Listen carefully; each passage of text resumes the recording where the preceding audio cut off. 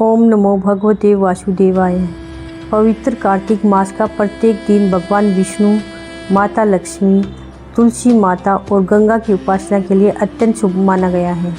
इस माह में जो भी भक्त स्नान, दान, दीपदान और कथा श्रवण करता है वह अनंत पुण्य का भागी बनता है।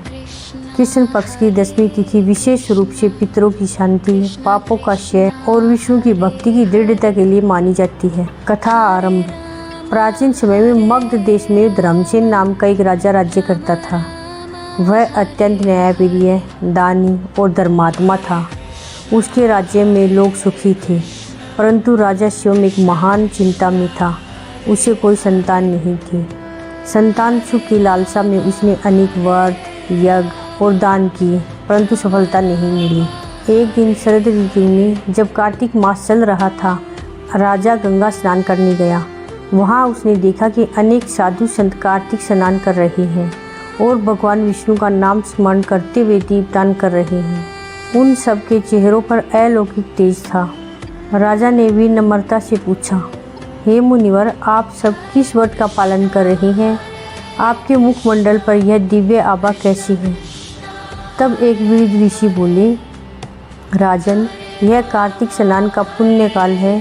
विशेष रूप से आज की कृष्ण पक्ष की 10वीं तिथि पर जो व्यक्ति प्रातःकाल ब्रह्म मुहूर्त में स्नान कर भगवान विष्णु का स्मरण करता है, उसके सब पाप नष्ट हो जाते हैं। यह तिथि धर्म, अर्थ, काम और मोक्ष चारों पुरुषार्थ प्रदान करने वाली है। इस दिन जो व्यक्ति ब्राह्मणों को अन्न, वस्त्र या दीपदान करता है, उसे अक्षय फल प्राप्त होता है। राजा धर्मसेन ने मन ही मन निश्चय किया कि वह भी इस तिथि का व्रत करेगा। अगले दिन उसने ब्रह्म मुहूर्त में गंगा स्नान किया, तुलसी दल से भगवान विष्णु की पूजा की और ब्राह्मणों को भोजन कराया। उसने मन, वचन और कर्म से शुद्ध होकर ओम नमो नारायणाय का जप किया। अद्भुत चमत्कार। कुछ दिनों बाद उसकी रानी सत्यवती ने एक तेजस्वी पुत्र को जन्म दिया। बालक इतना सुंदर और तेजस्वी था कि सबने उसे विष्णुदेव कहकर पुकारा।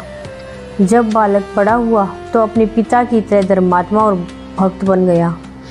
राजा धर्मसेन ने सबके सामने कहा, यह सब केवल कार्तिक स्नान की 10वीं के पुण्य का फल है।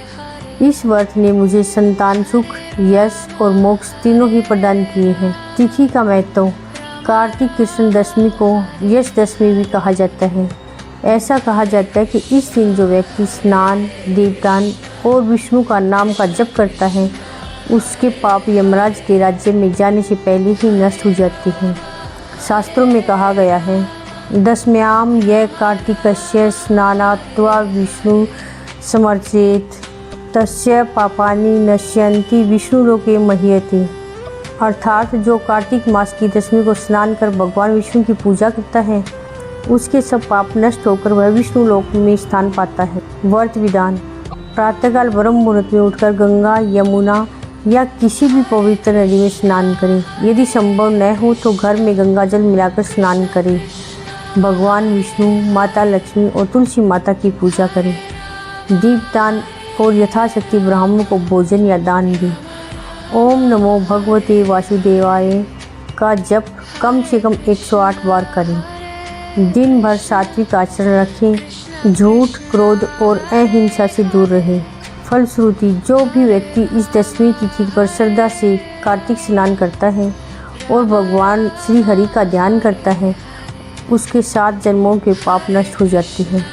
वह विष्णु लोक को प्राप्त कर सुख समृद्धि से भरपूर जीवन जीता है। यह तिथि विशेष रूप से संतान सुख और पितृ शांति प्रदान करने वाली मानी गई है।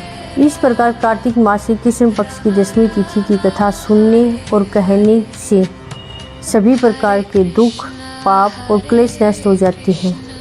भक्त को भगवान विष्णु का आशीर्वाद प्राप्त होता है और जीवन में शांति, समृद्धि और मोक्ष की प्राप्ति होती है।